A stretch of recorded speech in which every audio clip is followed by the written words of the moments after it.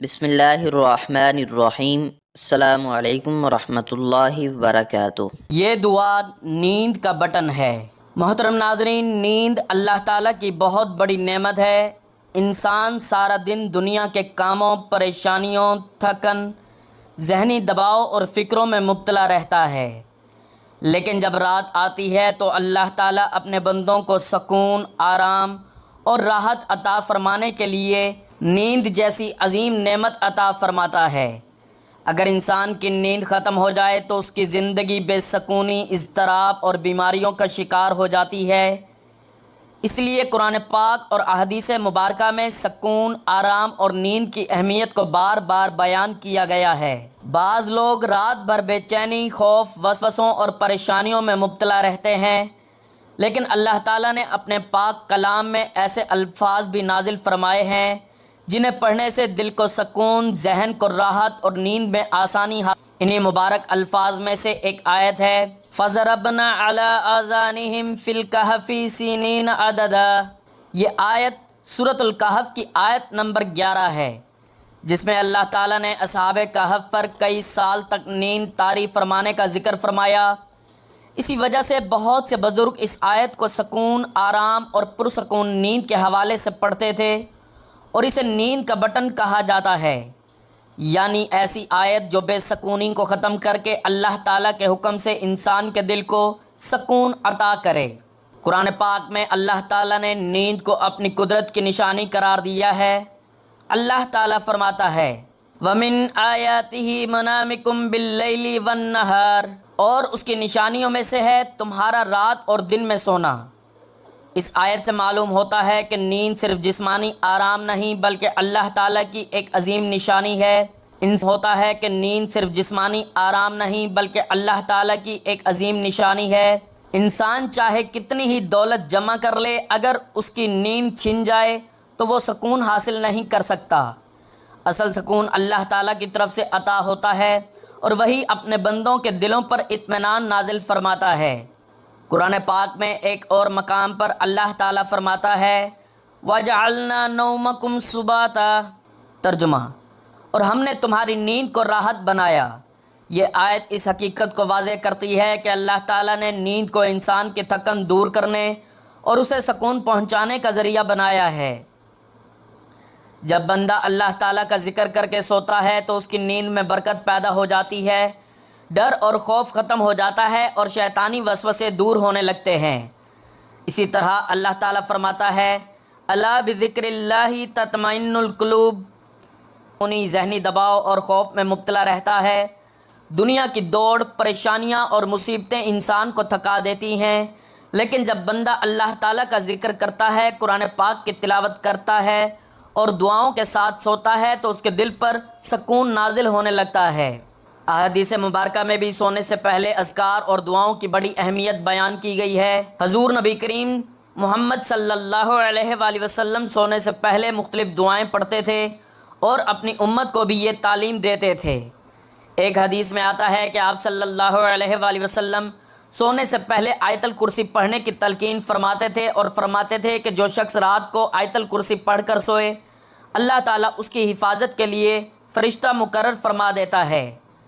ایک اور حدیث مبارکہ میں ہے کہ رسول اللہ صلی اللہ علیہ وآلہ وسلم سونے سے پہلے سورۃ الاخلاص، سورۃ الفلق اور سورۃ الناس پڑھ کر اپنے ہاتھوں پر دم سونے سے پہلے سورۃ الاخلاص، سورۃ الفلق اور سورۃ الناس پڑھ کر اپنے ہاتھوں پر دم فرماتے اور پورے جسم پر پھیر لیتے تھے۔ اس عمل سے نہ صرف شیطانی اثرات دور ہوتے بلکہ دل کو سکون اور اطمینان بھی حاصل ہوتا تھا۔ حضرت برا بن عازب رضی اللہ تعالیٰ عنہ روایت کرتے ہیں کہ حضور صلی اللہ علیہ وآلہ وسلم نے فرمایا، جب تم اپنے بستر پر آؤ تو وضو کرو جیسے نماز کے لیے وضو کرتے ہو، پھر دائیں کروٹ پر لیٹ جاؤ اور یہ دعا پڑھو۔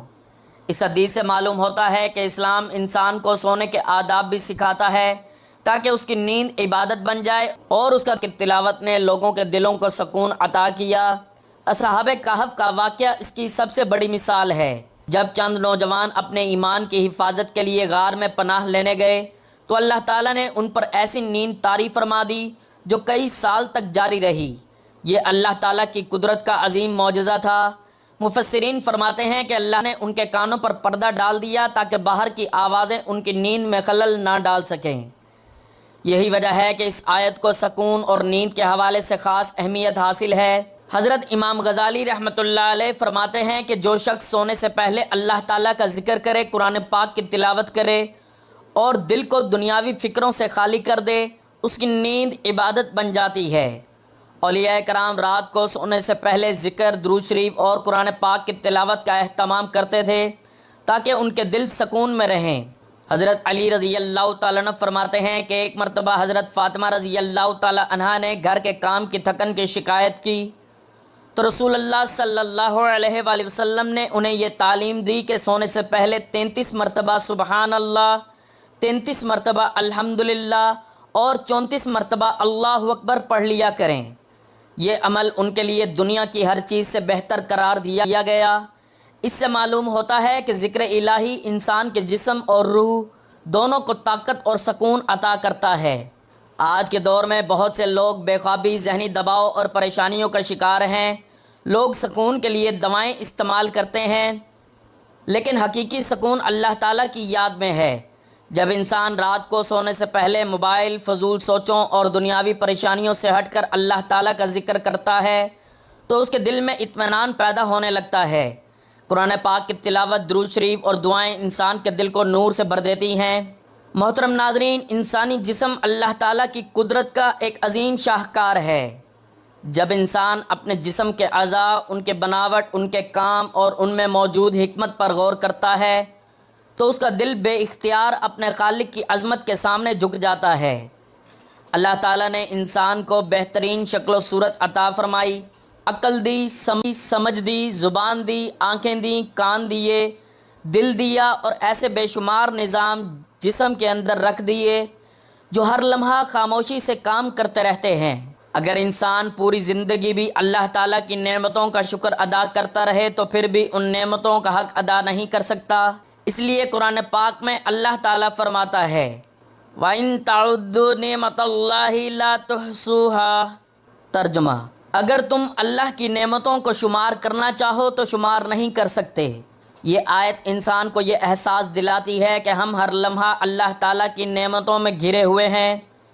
हमारा सांस लेना, दिल का धड़कना, आँखों का देखना, ज़ुबान का बोलना, हाथों का हरकत करना, पाँव का चलना सब अल्लाह ताला की अता है।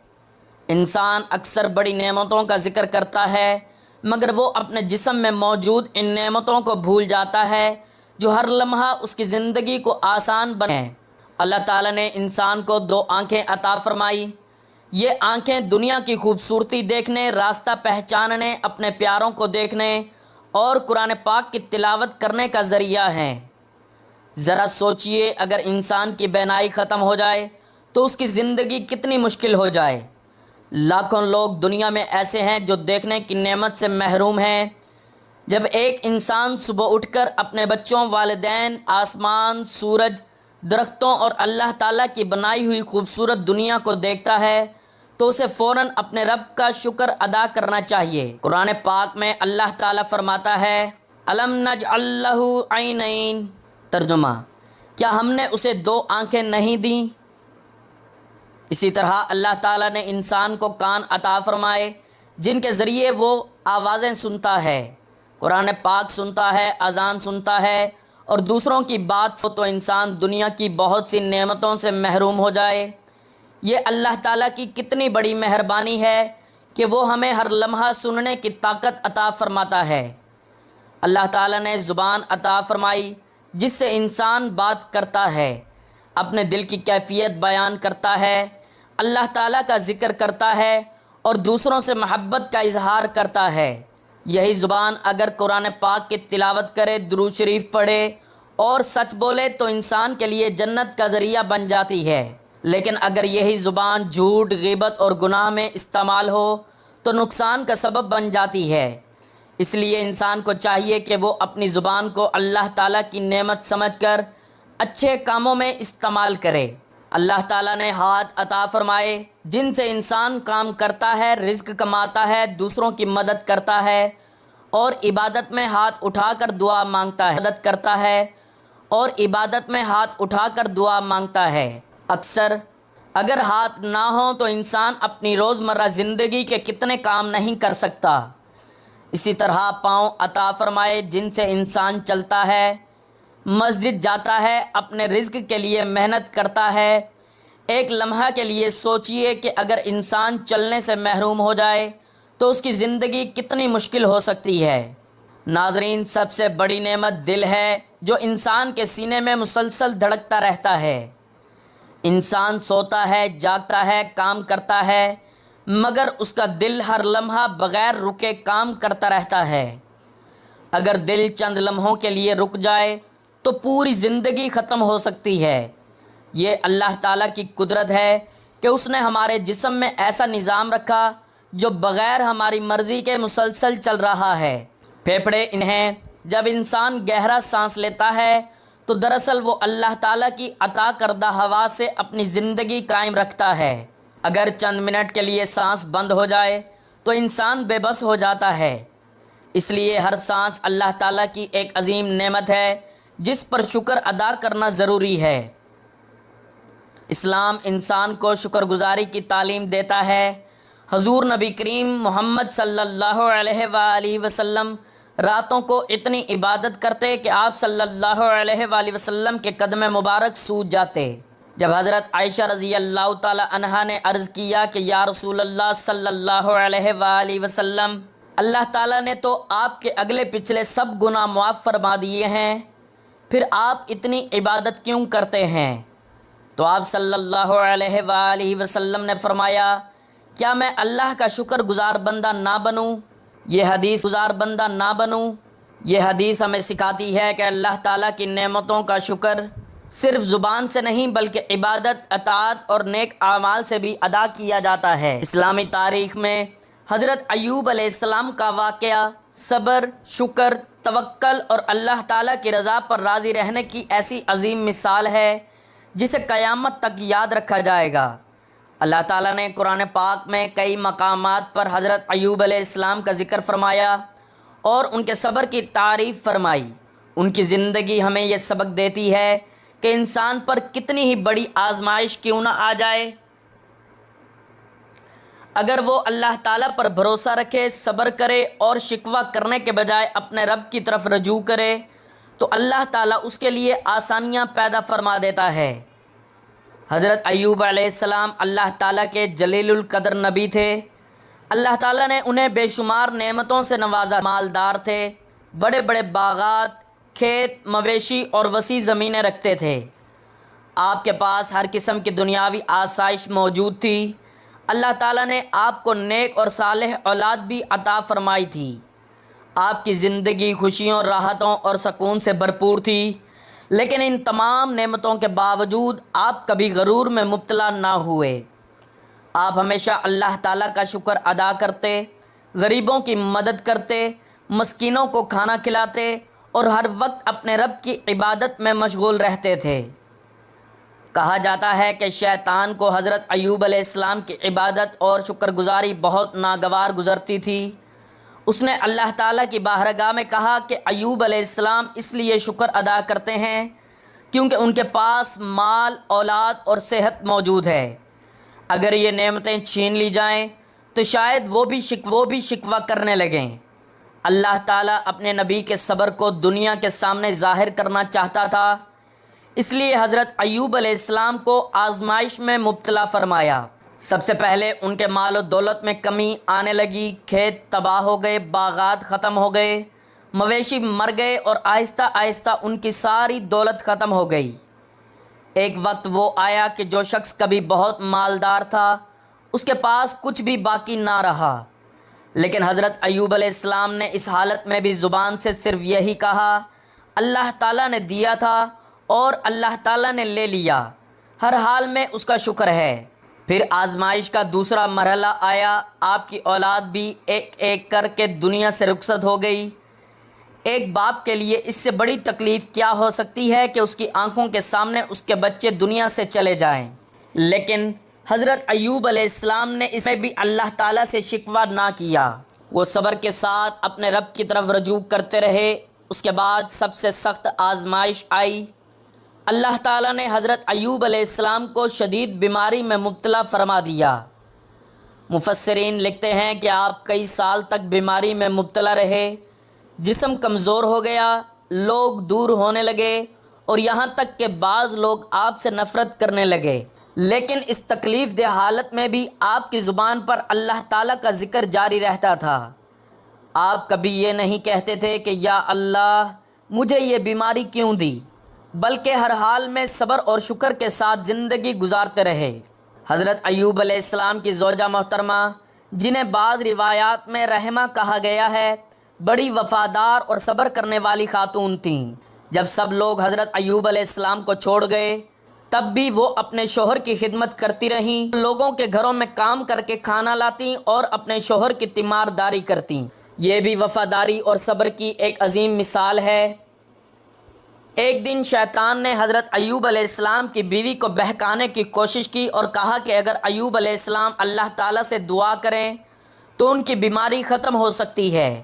حضرت ایوب علیہ السلام نے جب یہ بات سنی تو انہوں نے فرمایا، میں نے 70 یا 80 سال اللہ تعالیٰ کی نعمتوں میں زندگی گزاری ہے، کیا چند سال کی آزمائش پر صبر نہ کروں؟ یہ الفاظ ان کے عظیم صبر اور اللہ تعالیٰ کی رضا پر راضی رہنے کی علامت تھے۔ وہ جانتے تھے کہ ہر چیز اللہ تعالیٰ کی طرف سے ہے اور مومن کا کام ہر حال میں اپنے رب پر بھروسہ رکھنا ہے۔ قرآن پاک میں اللہ تعالیٰ فرماتا ہے، وَأَيُّوبَ إِذْ نَادَى رَبَّهُ أَنِّي مَسَّنِيَ الضُّرُّ وَأَنْتَ أَرْحَمُ الرَّاحِمِينَ۔ ترجمہ: ایوب کو یاد کرو جب اس نے اپنے رب کو پکارا کہ مجھے تکلیف پہنچ گئی ہے اور تو سب رحم کرنے والوں سے بڑھ کر رحم کرنے والا ہے۔ دیکھیے حضرت ایوب علیہ السلام نے اپنی دعا میں بھی شکوہ نہیں کیا، انہوں نے صرف اپنی حالت بیان کی اور اللہ تعالیٰ کی رحمت کا ذکر کیا۔ یہی ایک سچے مومن کا طریقہ ہوتا ہے۔ جب اللہ تعالیٰ نے اپنے نبی کا صبر دیکھ لیا تو رحمت نازل فرمائی۔ اللہ تعالیٰ نے حکم دیا۔ ترجمہ: اپنا پاؤں زمین پر مارو، یہ نہانے اور پینے کے لیے ٹھنڈا پانی ہے۔ حضرت ایوب علیہ السلام نے حکم کے مطابق زمین پر پاؤں مارا تو وہاں سے پانی کا چشمہ جاری ہو گیا۔ آپ نے اس پانی سے غسل کیا اور پیا تو اللہ تعالیٰ نے آپ کی بیماری دور فرما دی۔ آپ دوبارہ تندرست اور خوبصورت ہو گئے۔ پھر اللہ تعالیٰ نے نہ صرف آپ کی صحت واپس لوٹائی بلکہ پہلے سے زیادہ۔ قرآن پاک میں اللہ تعالیٰ فرماتا ہے، ترجمہ: اور ہم نے اسے اس کے اہل و عیال واپس عطا کیے اور ان کے ساتھ اتنے ہی اور بھی اپنی رحمت سے۔ یہ اللہ تعالیٰ کی شان ہے کہ جب وہ آزماتا ہے تو صبر کرنے والوں کو خالی نہیں لوٹاتا۔ حضرت ایوب علیہ السلام نے بیماری، غربت اور اولاد کے غم میں بھی اللہ تعالیٰ کا دامن نہیں چھوڑا اور آخر کار اللہ تعالیٰ نے انہیں دنیا و آخرت کی کامیابی عطا فرمائی۔ حضرت ایوب علیہ السلام کا واقعہ آج کے انسانوں کے لیے بہت بڑا سبق ہے۔ آج معمولی بیماری، مالی نقصان یا پریشانی پر لوگ شکوہ کرنے لگتے ہیں، نماز چھوڑ دیتے ہیں اور مایوسی میں مبتلا ہو جاتے ہیں، لیکن حضرت ایوب علیہ السلام ہمیں سکھاتے ہیں کہ مشکل وقت میں اللہ تعالیٰ سے تعلق مضبوط کرنا چاہیے، کیونکہ آزمائش کے بعد آسانی ضرور آتی ہے۔ یہ واقعہ یہ بھی سکھاتا ہے کہ دنیا کی نعمتیں ہمیشہ باقی نہیں رہتیں۔ مال، دولت، صحت اور اولاد سب اللہ تعالیٰ کی امانت ہیں۔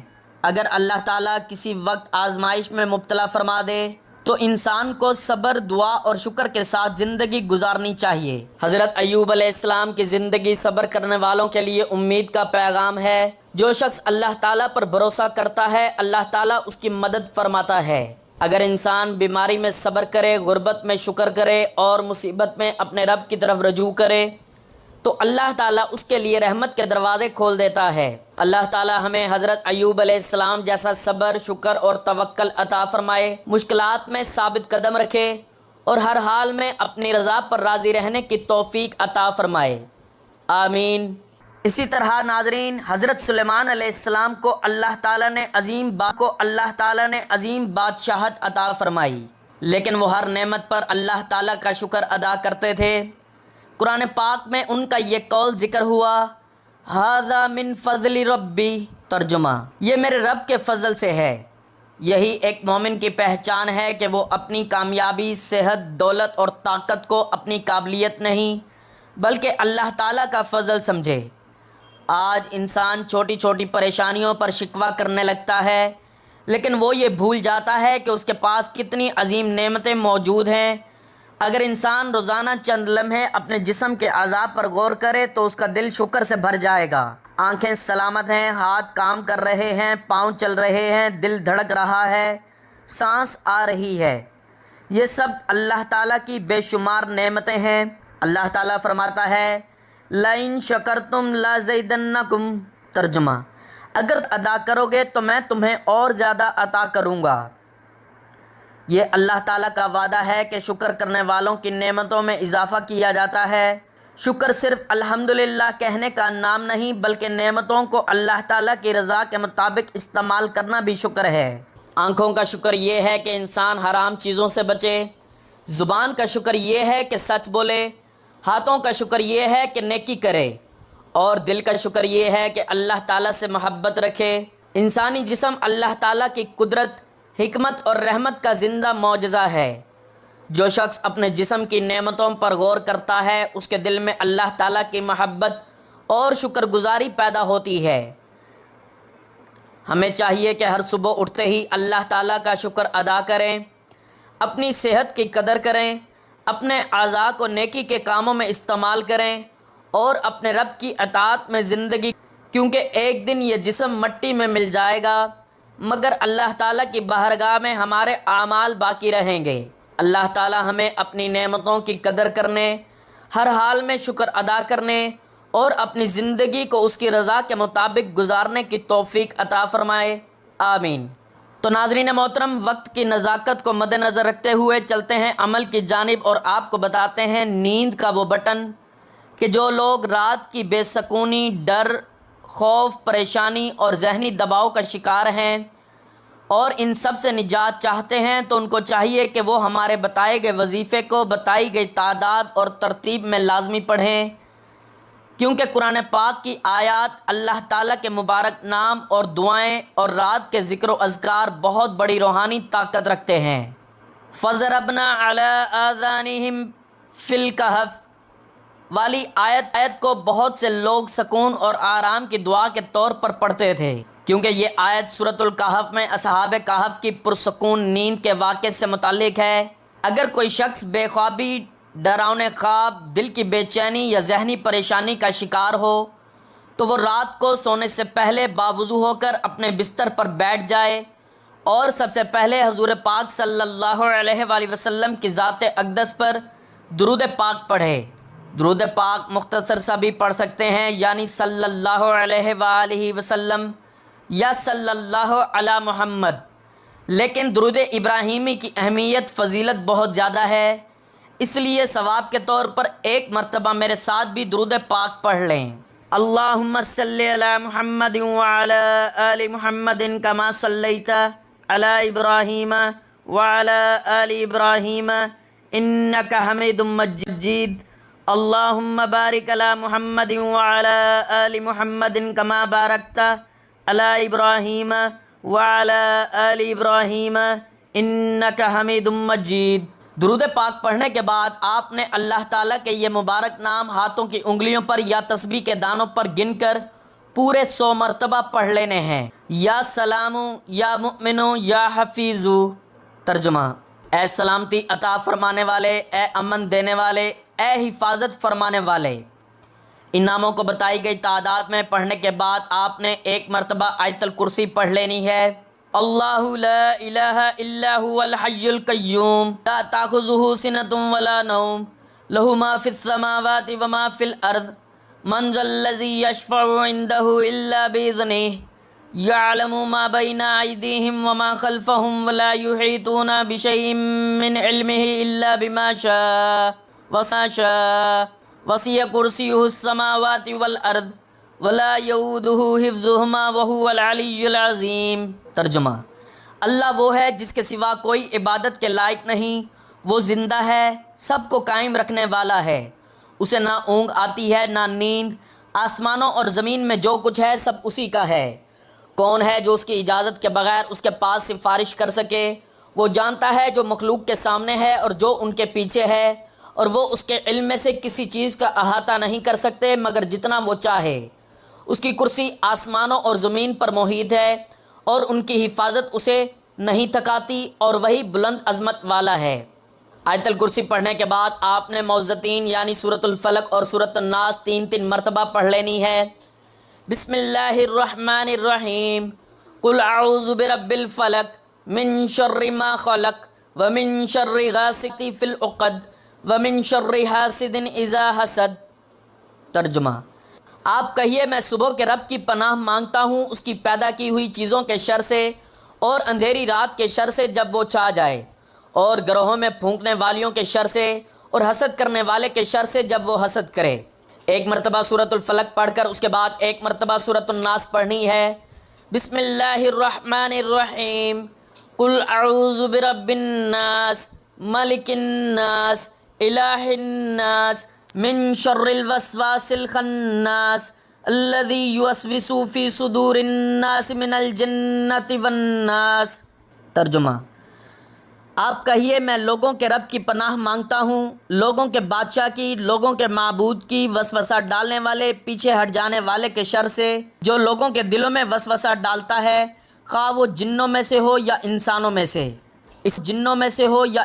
میں سے، اسی ترتیب سے آپ نے 3 مرتبہ سورۃ الفلق اور 3 مرتبہ سورۃ الناس پڑھ کر پھر قرآن پاک کی یہ آیت جو سورۃ الکہف میں موجود ہے 7 مرتبہ پڑھ لینی ہے۔ فَضَرَبْنَا عَلَىٰ آذَانِهِمْ فِي الْكَهْفِ سِنِينَ عَدَدًا۔ ترجمہ: پھر ہم نے غار میں کئی سال تک ان کے کانوں پر نیند کا پردہ ڈال دیا۔ اس کے بعد یہ دعا پڑھیں، اللہم بسمک اموت و احیا۔ ترجمہ: اے اللہ میں تیرے ہی نام کے ساتھ مرتا اور جیتا ہوں۔ پھر اپنے دونوں ہاتھوں پر دم کر کے چہرے اور پورے جسم پر پھیر لیں اور دائیں کروٹ پر سو جائیں۔ انشاءاللہ اللہ تعالیٰ کے حکم سے دل کو سکون، ذہنی راحت اور اچھی نیند نصیب ہوگی۔ اگر مسلسل یہ عمل 3 دن یا 7 دن پابندی کے ساتھ کیا جائے تو بے چینی اور خوف میں کمی محسوس ہونے لگتی ہے۔ ساتھ ہی یہ بھی ضروری ہے کہ سونے سے پہلے فضول اور گناہوں سے بچنے کی کوشش کی جائے، کیونکہ حقیقی سکون صرف اللہ تعالیٰ کے ذکر اور اس کی اطاعت میں ہے۔ فَضَرَبْنَا عَلَىٰ آذَانِهِمْ فِي الْكَهْفِ والی آیت دراصل اللہ تعالیٰ کی قدرت اور رحمت کی نشانی ہے۔ یہ ہمیں یہ سبق دیتی ہے کہ اللہ تعالیٰ جب چاہے انسان کو ایسی راحت عطا فرما دے جس کا تصور بھی ممکن نہ ہو۔ جو رب اصحاب کہف کو برسوں تک سکون کی نیند سلا سکتا ہے، وہی رب آج بھی اپنے بندوں کے دلوں کو سکون عطا کرنے پر قادر ہے۔ نیک بزرگ فرماتے ہیں کہ اگر کوئی شخص رات کو باوضو ہو کر درود شریف پڑھ کر آیت الکرسی، سورۃ الفلق، سورۃ الناس اور یہ آیت پڑھ کر سوئے تو اللہ تعالیٰ اس کے دل سے خوف، بے چینی اور پریشانی کم فرما دیتا ہے۔ اس کے ساتھ انسان کو یہ بھی چاہیے کہ وہ گناہوں سے بچے، حلال رزق اختیار کرے اور اپنے معاملات میں اللہ تعالیٰ پر بھروسہ رکھے، کیونکہ حقیقی سکون اطاعت الہی میں ہی ہے۔